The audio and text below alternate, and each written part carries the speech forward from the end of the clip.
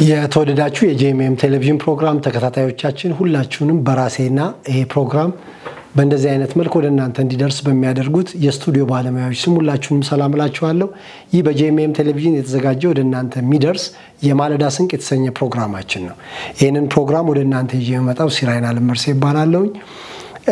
ዞትር እንደማደርገው ወደ ዛሬው መልእክት በቀጥታ ከመግባቴ በፊት ዛሬ አዲስ ርዕሰ ጉዳይ ነው የምንጀምረው። ሁለት ማስታወቂያዎችን ልነግራችሁ ፈልጋለሁ። የመጀመሪያው በዚህ ቴሌቪዥን ጣቢያ የተለያዩ ፕሮግራሞች ወደ እናንተ እየደረሱ ይገኛሉ። በእነዚህ ፕሮግራሞች እየተጠቀማችሁ በህይወታችሁ ላይ ለውጥ እየመጣ ከሆነ ከቴሌቪዥን ጣቢያው ጋር አብሮ መስራት መልካም ነገር ስለሆነ ይሄንን ቴሌቪዥን በአይነት በቁሳቁስ በገንዘብ መርዳት እንደምትችሉ አብራችሁ በቆም ከጎን እንደምትችሉ ላሳስባችሁ ፈልጋለሁ። ይሄንን ማስታወቂያ ሰምታችሁ ከቴሌቪዥን ጣቢያው ጎን ባላችሁ ነገር ድጋፍ ለማድረግ ስለምትሞክሩ ሰዎች እግዚአብሔርን አመሰግናለሁ። ሌሎቻችሁም ልታደርጉ ይገባል። ሁለተኛው በዚህ በማለዳ ስንቅ ፕሮግራም ላይ የሚኖሯችሁን አስተያየቶች ቴሌቪዥን ስክሪኑ ላይ በመታዩት ስልክ ደውላችሁ አስተያየቶቻችሁን መስጠት እንደምትችሉ ከወዲሁ ላሳውቃችሁ ፈልጋለሁ። ይሄንን ካልኩኝ ዛሬ አንድ አዲስ ርዕሰ ጉዳይ ይዘን እንጀምራለን። ይሄው ምንድነው? በጎ ስለማድረግ መልካም ስለማድረግ የመጽሐፍ ክፍሎችን እያነሳን የምናይበት ነው። ይሄ ፕሮግራም ወደ እናንተ ከ20 ደቂቃ ላነሰ የሚተላለፍ ስለሆነ ምናልባት ቤት ውስጥ ሆናችሁ ምግብ እየበላችሁ አረፍ ብላችሁ ስራ እየሰራችሁ ምናልባት ደግሞ በዚህ ሰዓት ወደ ስራ የምትወጡ ሰዎች ካላችሁ ደግሞ ለስራ ለመውጣት እየተዘጋጃችሁ ልትከታተሉ የምትችሉት ፕሮግራም ስለሆነ በቤት ያላችሁትን ሁሉ የዚህ ፕሮግራም ተሳታፊ እንድትሆኑ ላበረታታችሁ ፈልጋለሁ። እንግዲህ ዛሬ አዲስ ርዕሰ ጉዳይ ይዘን ነው የምንነሳው። ዛሬ የምናየው አዲስ ርዕሰ ጉዳይ በጎ ስለማድረግ መልካም ስለማድረግ የእግዚአብሔር ቃል ምን ይላል? በጎ ከማድረግ ጋር ተያይዞ የእግዚአብሔር ቃል በተለያዩ ስፍራዎች ብዙ ያነሳቸው ነገሮች አሉና መልካም ስለማድረግ በጎ ስለማድረግ ለማየት እንሞክራለን። ይሄ መልእክታችን ከዚህ በፊት በተከታታይ ይቀርብ ለነበረው ትምህርት ማጠናከሪያ ያነሳው ርዕሰ ጉዳይ ነው።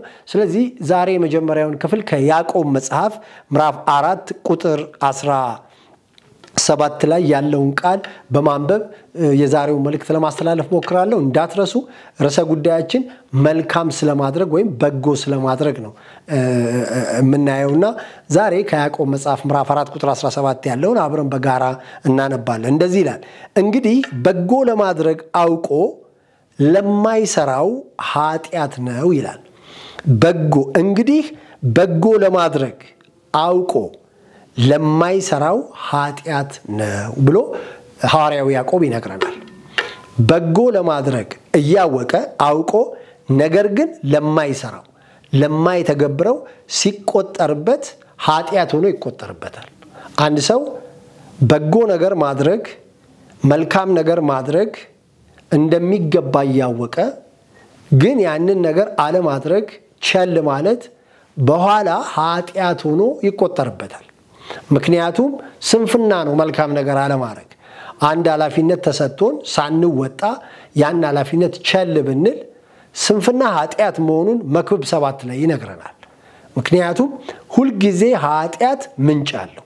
ምኞት ጸንሳ ነው ኃጢአትን የምትወልደው። ኃጢአት ስትፈጸም ደግሞ ሞት ትሆናለች። ዛሬ ከዚህ ውስጥ ልናይ የፈለግነው በጎ አለ ማድረግ መልካም ነገር አለ ማድረግ እያወቁ ሊያደርጉት ሲገባ እያወቁ አለ ማድረግ ግን ያዕቆብ ኃጢአት ነው ብሎ ያስቀምጠዋል። አንዴ ደግሜ ያነበዋለሁ።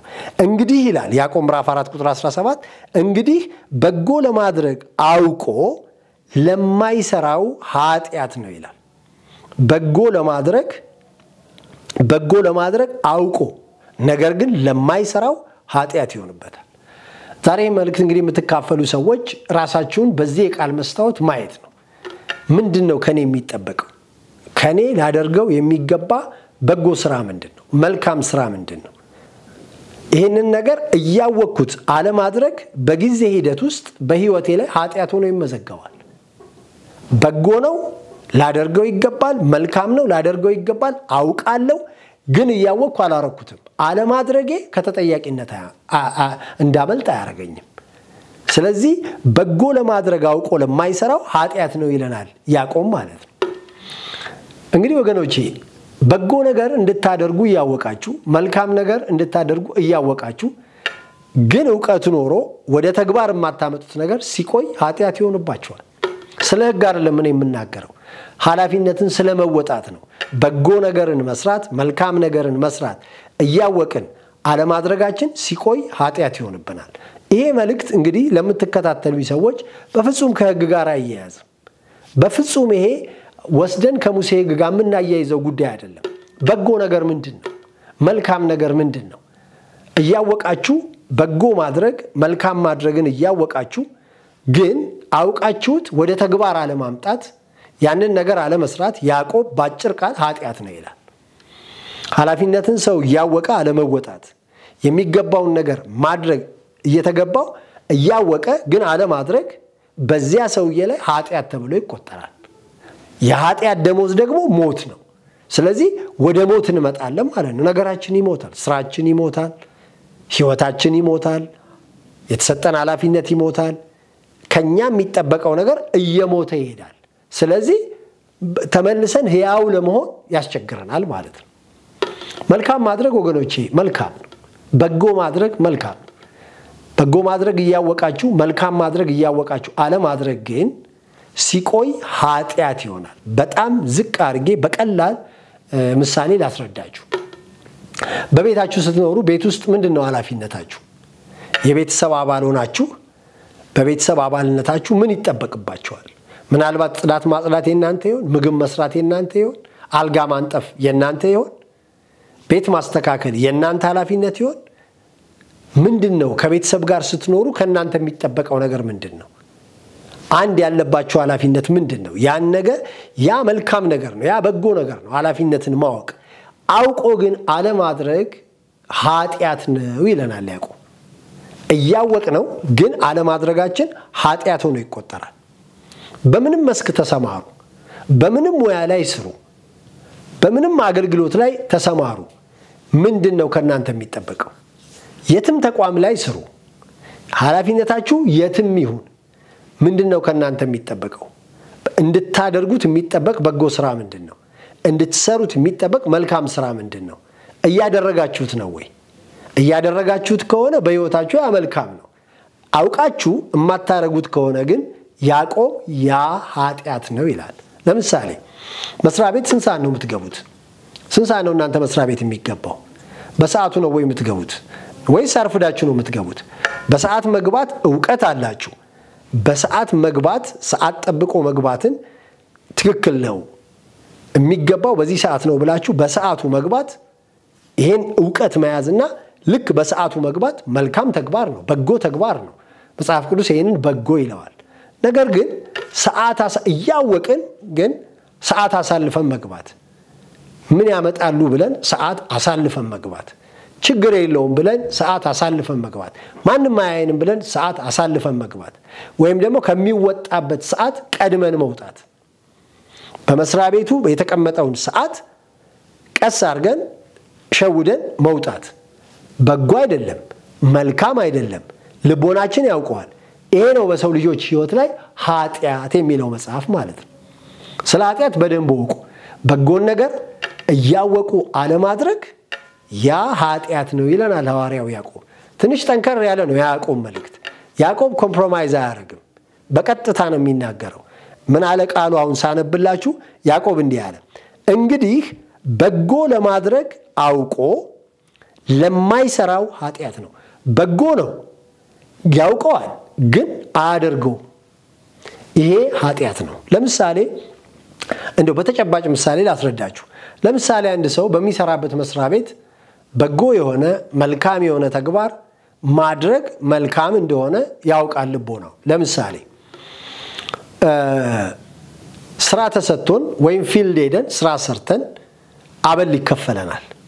ጥሩ ነው። ከምንሰራበት መስሪያ ቤት ርቀን ክፍለ ሀገር ሄደን አበል ይከፈለናል። በሄድንበት ኪሎ ሜትር ተሰልቶ በመስሪያ ቤቱ ሕግ መሰረት ማለት ነው። ግን አንድ ሰው የሚባለውን ኪሎ ሜትር አቋርጦ ሳይሄድ እዛው ቢሮው ተቀምጦ አበል እንዲከፈለው ሲያደርግ ልቦናው ያውቃል፣ በጎ እንዳልሆነ ያውቃል። ግን ፈርሞ አበል ይወስዳል የማይገባውን ነገር። ይህንን መጽሐፍ ቅዱስ ኃጢአት ይለዋል። ኃጢአት ለምን? በጎ አይደለማ።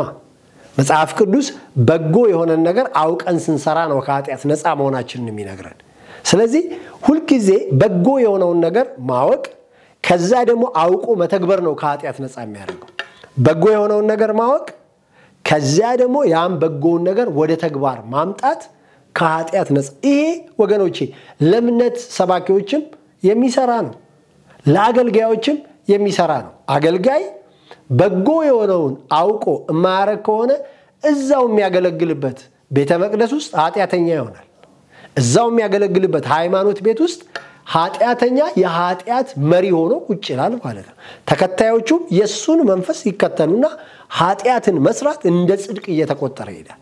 ለዚህ ነው ያዕቆብ በጎ ለማድረግ አውቆ ለማይሰራው ኃጢአት ነው። በምታገለግሉበት ቦታ ባላችሁ ኃላፊነት በጎ የሆነውን ነገር አውቃችሁ ማድረግ ነው ጽድቅ እንጂ በጎ የሆነውን ነገር አውቃችሁ አለማድረግ ጽድቅ አይደለም፣ ኃጢአት ነው። እምነት ቦታም ብትሆኑ ሃይማኖት ቦታም ብትሆኑ ከተጠያቂነት ልታመልጡ አትችሉም ወገኖች። ያዕቆብ በጣም የሚገርም ነው። እንግዲህ በጎ ለማድረግ አውቆ ለማይሰራው ኃጢአት ነው። ላንተ በጎ ነገር ምንድነው? ላንቺ በጎ ነገር ምንድነው? ለምታዳምጡኝ ሰዎች በጎ ነገር ምንድነው? በጎ ነገር ካወቃችሁ አድርጉት። በጎ ነገር በጎ ነው የምትሉትን መልካም ነው የምትሉትን ወደ ተግባር ቀይሩ። በጎ ነው የምትሉትን ስለ ቤተሰባችሁ፣ በጎ ነው የምትሉትን ስለ መስሪያ ቤታችሁ፣ በጎ ነው የምትሉትን ስለ ሀገራችሁ አስባችሁ ማድረግ ነው ጽድቅ። አስባችሁ ማታረጉት ከሆነ ኃጢአት ነው።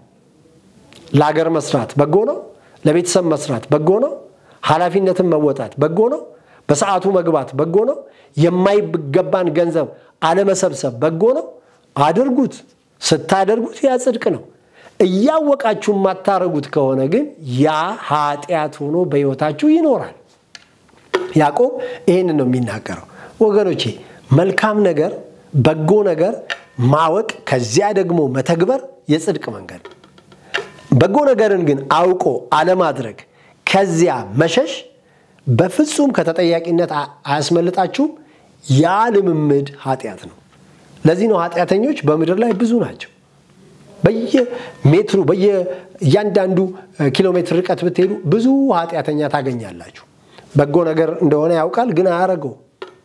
በጎውን ያውቃል ግን አይፈጽመው። መልካም እንደሆነ ያውቃል በእጁ አይነካው። ያ ነገር ጥሩ እንደሆነ ያደርጋል ምንም። ወገኖቼ እስቲ አንድ ጥያቄ ልጠይቃችሁ። መጸለይ ጥሩ ነው ወይ?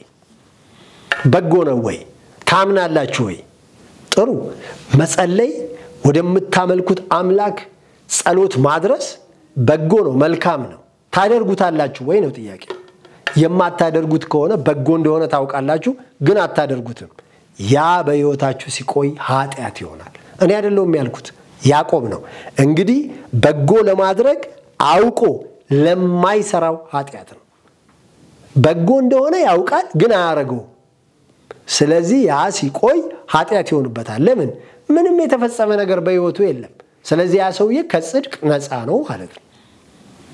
በጎ የሆነውን ነገር ስለሚሸሽ፣ መልካም የሆነውን ነገር ስለሚሸሽ። መልካም ነገር ካወቀው ማድረግ ነው የሚያዋጣው። በጎ ነገር ካወቃችሁት ማድረግ ነው።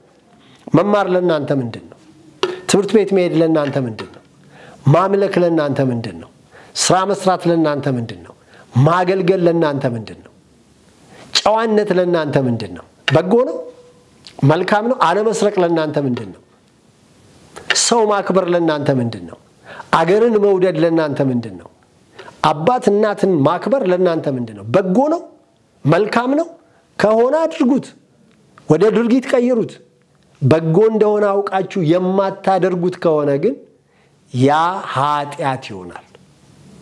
ያ በሕይወታችሁ ኃጢአት ይሆናል። አንድ መሆን ለእናንተ ምንድነው? ዩኒቲ ህብረት ምንድነው ለእናንተ? ሰላም ምንድነው ለእናንተ? ፍቅር ለእናንተ ምንድነው? መረዳዳት ለእናንተ ምንድነው? መከባበር ለእናንተ ምንድነው? በጎ ነው? አድርጉት። በጎ እንደሆነ ካወቃችሁት ኤክሰርሳይዝ ማድረግ ነው። ካላረጋችሁት ግን ኃጢአት ሆኖ በሕይወታችሁ ይመዘገባል። በቃ አንድነት፣ ህብረት፣ ፍቅር ምንድነው ለእናንተ? በጎ ነው? አድርጉት። አንድ የምትሆኑበት ነገር ላይ ስሩ። የምትያያዙበት ነገር ላይ ስሩ። የሚያለያያችሁ ነገር ላይ አትስሩ።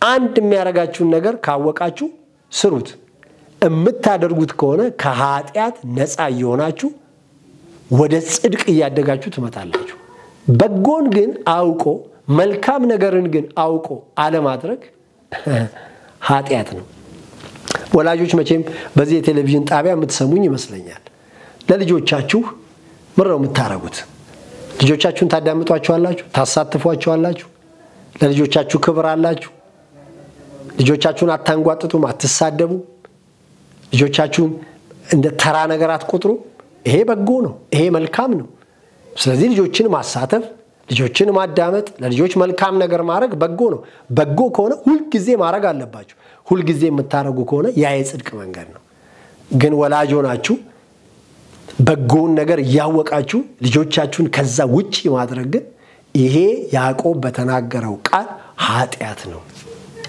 ለወጣቶችም እንደዛው ነው ለልጆችም እንደዛው ነው መጽሐፍ ቅዱስ አባትና እናትን አክብር እግዚአብሔር በሰጠ በመድር ላይ እድሜህ እንዲረዝም ይላል ወጣቶች ልጆች ወላጆቻችሁን ታከብራላችሁ ይሄ በጎ ነገር ነው ይሄ መልካም ነገር ነው አድርጉት በጎ ነገር ከሆነ ወጣቶች አድርጉ ታዳጊዎች አድርጉ ህፃናት አድርጉ ወላጆቻችሁን አክብሩ ይሄ በጎ ነገር ነው ይሄን በጎ ነገር አውቃችሁ የማታረጉ ከሆነ ኃጢአት በህይወታችሁ ላይ ይነክሳል ስለዚህ ወገኖቼ በጎን ነገር አለ ያዕቆብ እንግዲህ በጎ ለማድረግ አውቆ ለማይሰራው ኃጢአት ነው በጎ ነው ለሰው ስጦታ መስጠት ለእናት ስጦታ መስጠት ለወንድም ለቤተሰብ ስጦታ ገዝቶ መስጠት ያቀራርባል አንድ ያረጋል በጎ ነው ይሄ ነገር መልካም ነው ይሄ ነገር ሆን ብላችሁ አድርጉት በጎ እንደሆነ አውቃችሁ ግን እምትሸሹት ከሆነ እናንተ ኃጢአተኞች ትባላላችሁ ኃጢአት ከሌላ ከምንም አይመጣም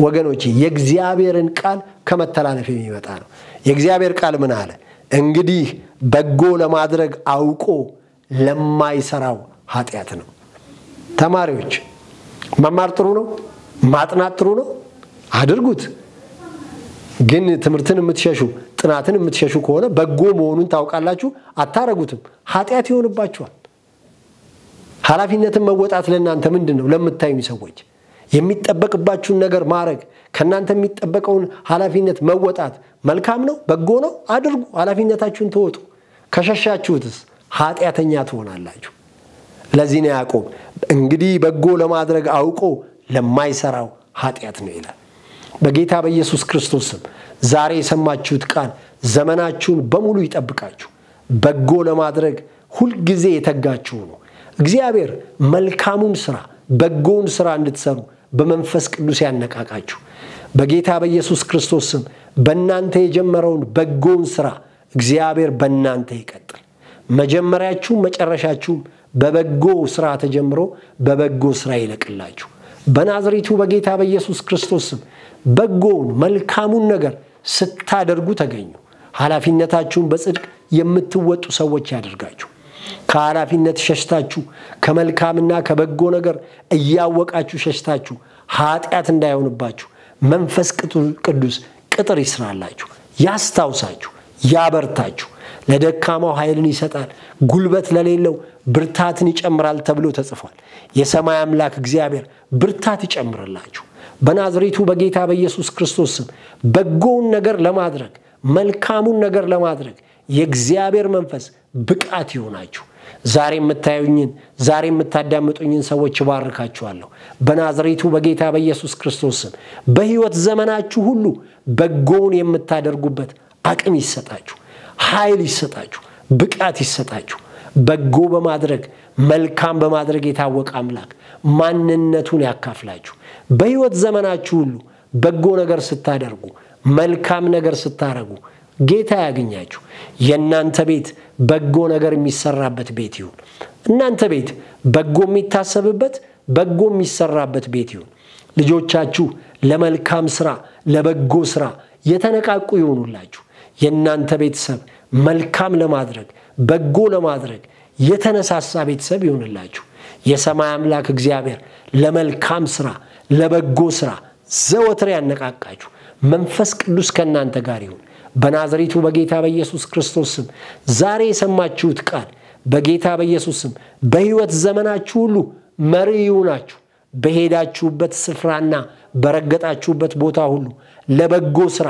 ተባባሪ ሰዎች ያድርጋችሁ። ቤታችሁ በጎ የሚሰራበት ቤት ይሁን።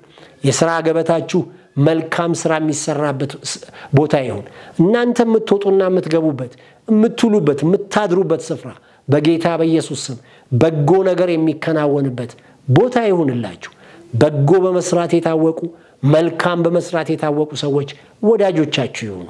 ከናንተ ጋር ጣውን የሚጥል ሰው በናዝሬቱ በጌታ በኢየሱስ ስም ለበጎ ስራ የተነቃቃ የተነሳ ይሁንላችሁ። መልካም መስራትን በጎ መስራትን እግዚአብሔር ያለማምዳችሁ። ከመልካም ነገር አትጉደሉ። ዛሬ የሰማችሁት ቃል በውስጣችሁ 60 70 100 ያፍራ፣ እጥፍ ያፍራ። ማንም ይሄን ቃል አይውሰድባችሁ። ዛሬ የሰማችሁት ቃል በሕይወት ዘመናችሁ ሁሉ ይከተላችሁ። በኢየሱስ ስም ውጡና ተከናወኑ። በጌታ በኢየሱስ ስም አሜን። የተወደዳችሁ የፕሮግራማችን ተከታታዮች የዛሬውን መልእክት እዚህ ላይ አጠናቀናል።